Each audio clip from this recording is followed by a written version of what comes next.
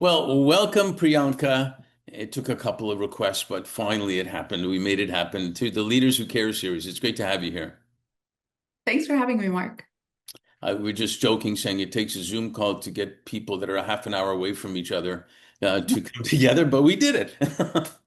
Here Um, we Pending traffic, of course. No, I think people are going to be really interested in the amazing stuff that you're doing, that you have done, and continue to do to make an impact. And actually, I know already, but show them that you really are a leader who cares and doing some cool stuff. So, best place to start, as always, is if you can share a little bit about Priyanka. First of all, what does your name mean? I'd love to find that out, and where you're from originally, where you are now. Maybe you want to talk whatever you feel comfortable about family, and maybe there's something you've never told anybody you want to reveal to the world now. That's always fun.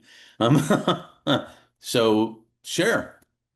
Okay. I don't know what my name means.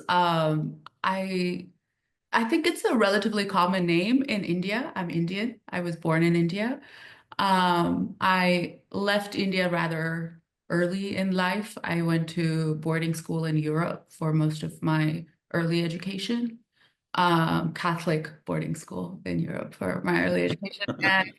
Um, and then around when I was 13, I came to America and I've lived in a whole bunch of places, but just about everywhere in Southern California. Orange County is where family is right now.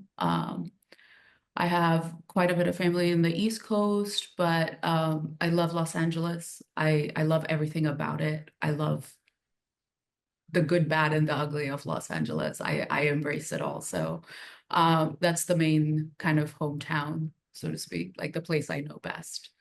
Um, yeah, that's like the early life, but work has taken me just about everywhere in the world for the last 20 years. So And I know you have a family. You want to tell us a little bit about them?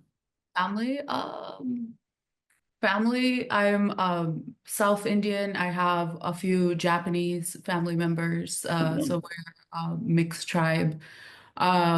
Now, everybody in my generation is married kind of outside of Indian. So it's yeah, so family is growing in a very wonderful and very diverse way over the last decade and kind of an exponential trajectory. So it'll be fun. It's fun stuff. That's hilarious because my friends keep telling me they're going to set me up with a Indian princess Oh, there somewhere. So it's so that you're going the opposite direction of that, and it's I think it's fantastic. I grew up in Montreal where we didn't even use the word diversity. We just wanted to embrace the different foods, the different perspectives, the different ideas, the different this and that and whatever. And it was great.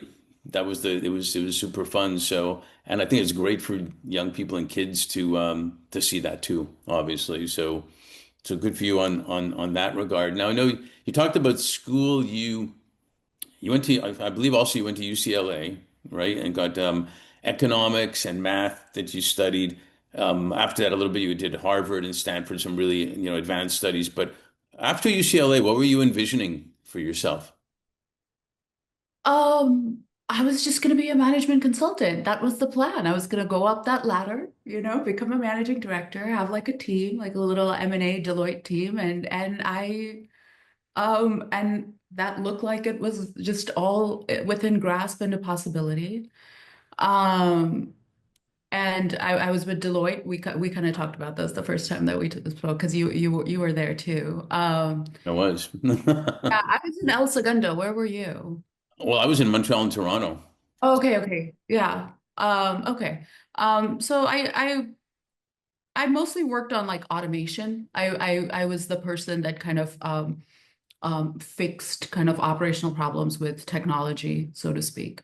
So that's what Deloitte sent me out to a lot of projects to do that. A few entertainment companies, and then they sent me to Edison, which was kind of like my favorite because it was energy, it was complex, there was a big budget, and it was fun, and so we could kind of do large things and long-term things, which is kind of what I'm working on now, I guess. But Well, one But thing I'm really good interrupter, by the way, you'll find out. So one thing I wanted to ask you that I found really cool, because I looked at your background and you were a grocery bagger at yeah. Albertsons early on.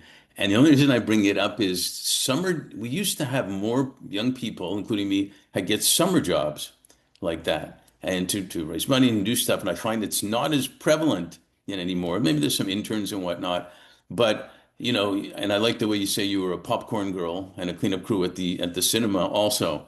Um, and it's funny, and when you look back, but it's also, did you find you learned something there? What do you think about summer jobs that we used to have that a lot? Um, it was fun. I think while I was there, I wasn't thinking about it as much. I just wanted to make a little bit of money, save up for college or whatnot. So I wasn't thinking about it. But um, in retrospect, yeah, I feel like it did a couple of things. There was like a certain drive to even do these things because I'm 40. I don't know how many people were doing it when I was that age either. So when I was the popcorn girl, I was serving kids in my high school Right. for the movies. So I don't know. I don't know. But I don't know, man. I mean, I think it all kind of works out, it just kind of works out. I'm glad I did it. Well, you develop people skills for sure. When you're doing things like that, you're comfortable talking to people. You're seeing how things work. You get a discount on the movies, I'm sure. You get to watch all the movies and stuff like that also. What made you join the ROTC? Um, I think initially it was just one of those like school recruiting things, and they said, hey, we would pay for college. And I'm like, okay, let's do it. And I had signed up for all of this and I was kind of doing some things when I was in high school. And then when I was 16, I think 9/11 happened and like military did like a big kind of ramp up on it. And there were things that they offered to teach you and to do things like that my parents were not teaching me in my house. And it just seemed like a really good deal. It seemed like something fun to do. I mostly grew up with boys, so I was kind of a tomboy. I and um it was an interesting challenge and all of that. But I think it was one of the greatest things I ever did. I got kicked out. I got Why? uh but it is what it is, Um yeah. There you go, revealing something that maybe you haven't told too many people. That was Oh good. no, I tell everybody. Everybody. Yeah, it's a running joke. We all know. Yeah. I love it. The reason it caught my eye is because before I went to college, I was in Canada, what they call the militia, but I was in the communications squadron, they called it. And they wanted me to stay on, but I didn't. I didn't want to make army careers, but I did go to college after that. But I learned a lot about everything about map reading and first aid and communications and things like that. And they paid us also, so that was good. I didn't get college paid for, but it was good. So it caught my attention. And I think in some ways, and you can't generalize it, if nothing else, it teaches you some discipline, right? True. Yeah, yeah. Yeah. I've always been the 4 a.m. person. Even before the military, and even now, and it's never changed. But yeah, I'm also an 8:30 p.m. I'm dead person, but I'm exactly the same. I got that from that military, but mostly from hockey practices because we were up early to go to hockey practices. So I'm like, in fact, I was just on the ice with my sons again. I'm back on playing, and we were 6 a.m. at the arena earlier this week. So I get the early morning stuff, and plus you get a head start on the world, don't you feel it like that? I totally do. And I feel good about it. I Yeah. feel proud. Yeah, I'm with you on that. So I found it interesting also, you went up a financial, like the evolution of your jobs, you were doing a lot of financial stuff, analysis, reporting. You were involved in interesting companies, like you said, like NBC Universal, and you were involved with even Napster caught my attention because that was a cool thing and the bank and whatnot. And some of these contracts, were they overlapping at the same time type of thing? Yeah, I was doing all kinds of things at that time. I think I was at Deloitte. Deloitte was kind of sending me to some things that were overlapping.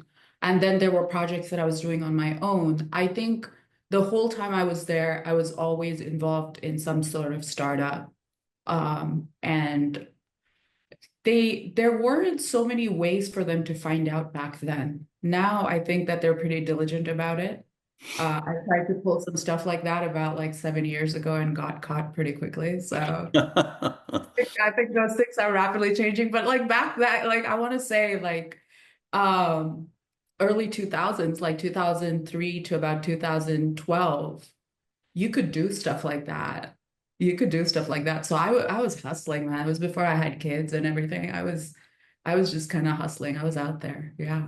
So I love that because I think it says something to even to Deloitte, because I kind of force the issue with Deloitte to get on interesting clients also, and sometimes getting into trouble asking, and sometimes getting into trouble talking too much at too young an age to the executives of the companies I was get put on. But I think it gives you an education. It gives you a sense also maybe to find out where you best fit, what you like the most, learn about different ways of doing business, all the non-revolutionary stuff. Is that what you found as part of your maturity, evolution, learning? Yeah. Again, I kind of fell upon it. So I wish I could tell you that it was all part of like some intelligent design and I had this planned out. It wasn't. I went from one shiny thing to the other next shiny fun thing. And it just kind of happened that I ended up at one point thinking, I've done just about every corporate job and I've automated just about every corporate thing that you can automate. And I've hired people for it. I've created workflows for it. So I kind of became like the ultimate corporate cog. I feel like that's what Deloitte you or any sort of managed like top 10 management consultants. Well, you may Corporate. not have planned it, but I would give you credit that you were open to it happening also, rather than sticking to only this or only this or this. It had to be offered, it had to be presented to you, shared, and you took it. Yeah, I'll say that's what my mom was. My mom was a management consultant. She was at Oracle, so she was sent to projects from Oracle to just deploy Oracle technologies in large companies. So she was at Cummins and Boeing, and she was at large engineering firms. And when this woman like read a book, it was always about like an engineering book about like building data sets and like automation. And so I would say that was management consulting was the family business. Like it's kind of like it's something that I had seen work, and I didn't realize what an impact this had on me till I read Outliers, like Malcolm Gladwell's book. Sure. Um, and um, and he talked a lot about that. And so yeah, so in retrospect, I think it was mom, the management consulting, the going from gig to gig and kind of that rapid pursuit, that was mom. Yeah, that's cool. We'll get into influencers. I guess we'll have to include mom in that influencer part of this thing. But we talk a lot here, like when a big part of our business is representing our clients as leaders who care about making money and having purpose. But also, we found that when we put people into great opportunities and positions, they go home, and there's two things happen when people go home. They either say, "Oh, I hate my job. I hate what I'm doing. It's boring, and this and that," and the kids hear that. Or you go home, like your mom did apparently, and talks about the things that went on, or just bees the things that she was doing, that you hear it, and it influences the kids as well. That, wow, I could do that, or that sounds interesting, and stuff like that. And I think sometimes we forget that how important that part is, for the kids to then want to do something entrepreneurial. They want to, follow in those footsteps rather than, geez, I don't want to do any of that. That sounds boring. And if there isn't anything interesting there, when we were launched, Fifth Element was launched on the premise or the foundation, if you will, of that leaders and their organizations can always do better when they're making an impact socially or environmentally at the same time. For some reason, it took us a gazillion years in our world to figure that that's actually a good thing, type of thing. Um, Talk a little bit about if you saw that in all the things you were doing and the startups you were working on, did you see that mindset or did it happen later or what did you see when you were doing your work? The mindset of what? Like seeing something great being done in front of you and kind of being And it. being part of it, or was it just about making money? No, I think I don't know. I don't know what number it is. I think there's like some algorithm for it, but I think at one point it stops being about money and then you kind of need purpose and whatnot. I'm not quite at that point yet, but but I hope to be there someday. But I think that yeah, no, like purpose is important. Is that kind of where you're going? Like Yeah, you and did know, you see it? part of Did cultural purpose yeah? is Did you see leaders having a little bit of? Did you see it evolve where they started talking more about it? um talking more about needing social purpose. Yeah, or making an impact that you can do better even in your business because you're making an impact, social, environmental, or whatever. But you can do both. I think you can do both. I'm like a have your cake and eat it too person. So I think that uh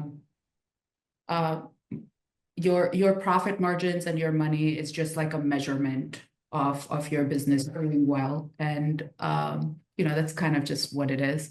But I really think it's about building products to solve a problem. That's really what it comes down to. So whatever you're doing, solve like a singular problem. And there's probably a way to build a product to do it.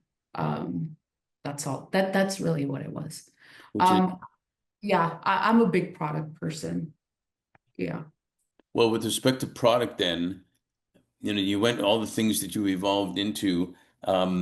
And I'll backtrack a little bit. They say the fifth industrial revolution is about AI and technology, and clearly it is. But they're also saying the fifth industrial revolution is about humanity, kind of like a little bit what we're talking about. Talk about how did you get into Kronos? How did that come about where you're all I don't know if it's all of a sudden because you went to Edison, all involved in energy, involved in fusion, and how did that come out? And it's obviously going to make an impact on society. Yeah. So I learned about fusion when I was about 6 or 7 years old. Oh, So I come from a rather large family. My grandfather is one of like 12 brothers, and one of his brothers was the founder of like the nuclear program of India. So his name is PK Iyengar. That's my middle name. So that he worked on fusion energy. He worked a lot on fission, but his fusion energy work, he also worked a little bit on cold fusion. Room temperature fusion. We talk about that a bit. Um, but yeah, so he used to tell people in my generation that this was something that was far down the road, 30 years down the road, 40 years down the road kind of thing.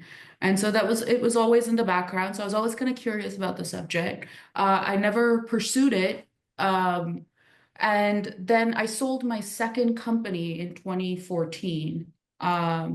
It was a 3D printing company. And when I sold that company, I was like, what am I going to do? And I wanted to do something that would be more long term and, something that, again, a product that helps society or helps solve a problem, if um I looked at fusion. We thought that I had a couple of friends that also worked in fusion at the time, and we thought we could do some mathematical experiments to just push the science ahead, pass it on to the next generation. There was never a plan to actually put a corporation together or have a startup or do any of the things we're doing now. And then so we did that, we did a lot of math work. We have a lot of algorithms. We even tried to use quantum computing for a little bit and ran some experiments. And then around 2020, there were a couple of breakthroughs in fusion energy that kind of changed this whole narrative of fusion energy is 30 years away to, hey, maybe this is like within a decade or 15 years and it's happening. Um, so around 2020, we started thinking about how we would build a generator or design a generator and things like that. And then in 2022, my co-founders, I have like four co-founders. So my co-founders and I um, got together and basically incorporated Kronos. And here we are, like 3 years into that, I guess. Can you explain or share what it really is? Because I don't know if many people really know what fusion energy is. What does it mean, what you're doing? Fusion energy is a type of nuclear energy. It is the opposite of fission in that you're breaking up uranium atoms, and with fission, you're fusing hydrogen atoms, which is what we're doing. And the result of that is usually clean, not always. So it depends on the type of fuel you're using in your fusion energy. And what happens is basically with fusion energy, you have the possibility of having unlimited clean energy. And what that means is the byproduct of this fusion of hydrogen atoms is usually another form of hydrogen that's inert and soluble in water and doesn't cause any sort of damage.